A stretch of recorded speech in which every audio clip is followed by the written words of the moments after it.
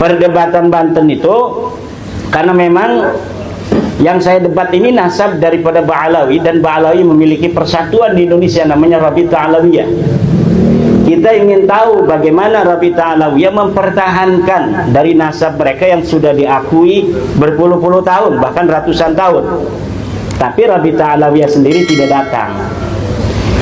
Walaupun demikian, karena yang melaksanakan saudara-saudara saya yang ada di Banten itu, saya didatangi oleh panitia, Kiai mohon sebagai pengantin harus datang. Insya Allah saya datang.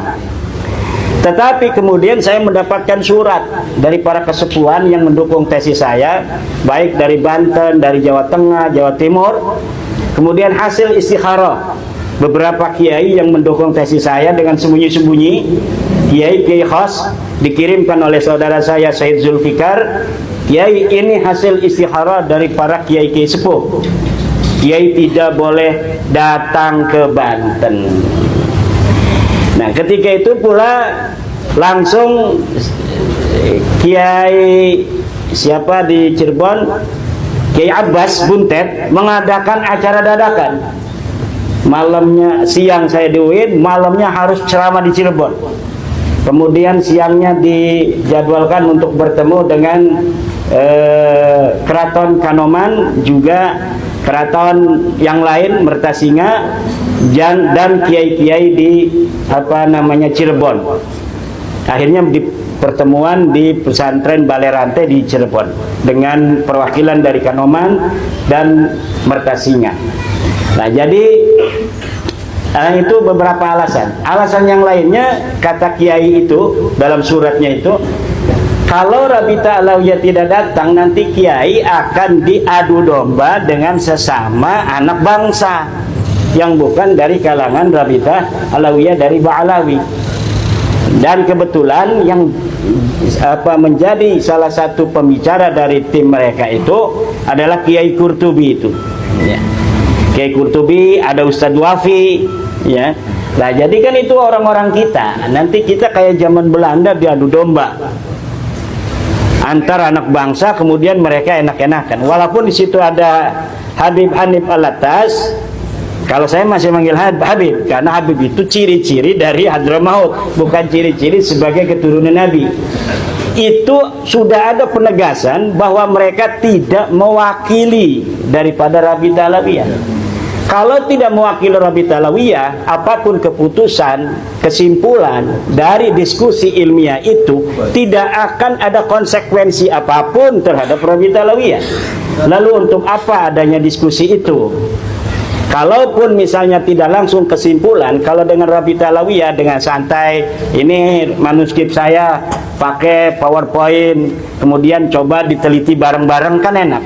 Maka saya pernah ngomong 3 hari 3 malam. Kenapa 3 hari 3 malam? Karena kitabnya banyak dan setiap klaim dari saya harus diperiksa dan diverifikasi sumbernya oleh mereka.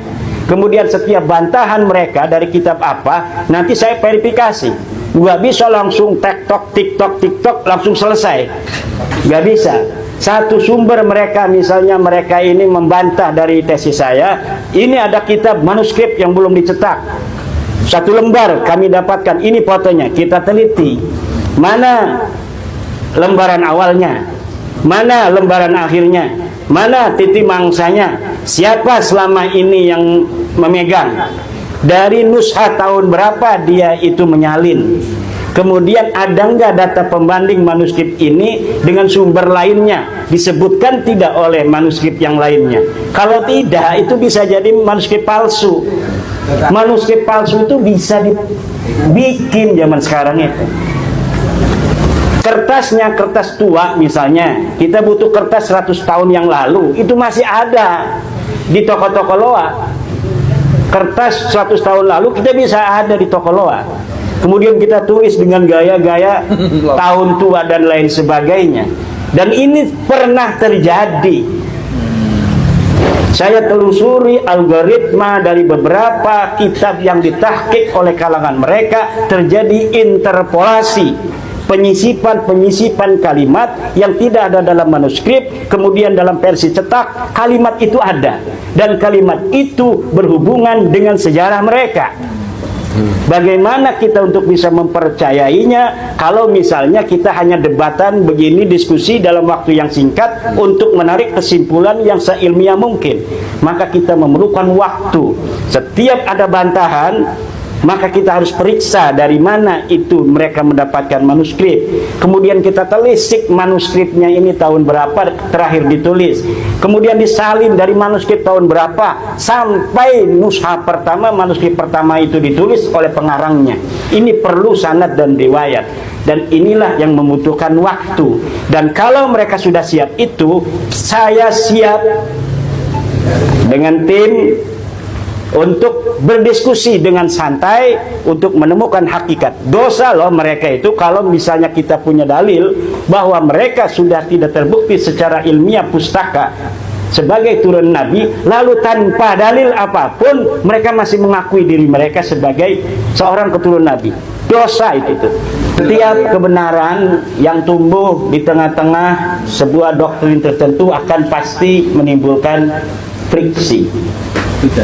Ketika Nabi Muhammad SAW membawa Islam, kemudian mendakwahkannya kepada orang Mekah, yang pertama pecah adalah Bani Quraisy. Yang pertama pecah itu Bani Quraisy. Ada ketika kebenaran itu dibawa, orang yang langsung percaya dan menyatakan kepercayaannya dengan berani, seperti Siti Khadijah Al-Kubra, kemudian Siti Fatimah binti Asad, ibunya Sayyidina Ali, perempuannya, kemudian disusul oleh Sayyidina Ali, kemudian disusul oleh Abu Bakar, disusul oleh yang lainnya sampai ke Umar Ibnul Khattab.